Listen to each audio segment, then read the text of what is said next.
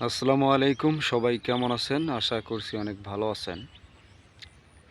আমি আসলে আপনাদের সাথে কথা বলতে পারতেছি না, কারণ আমি অনেকটা ব্যস্ত।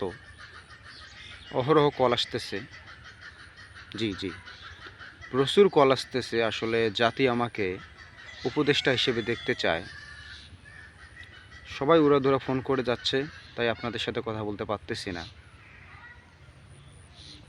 আমি ভাই বুঝলাম না, বাংলাদেশে এমন কি কেউ আছেন যে হিরো আলমকে উপদেষ্টা হিসেবে দেখতে চায়?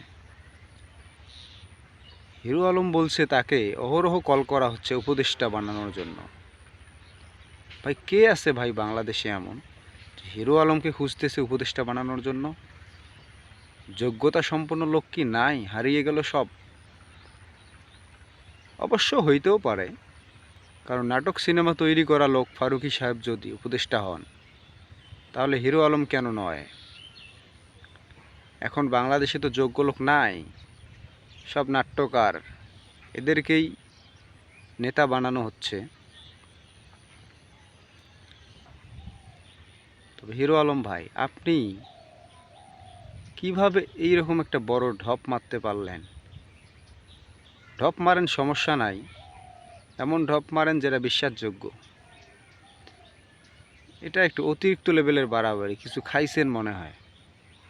কেমনে বললেন আপনাকে অহরহ কল করা হচ্ছে উপদেষ্টা বানানোর জন্য? হায় হায়!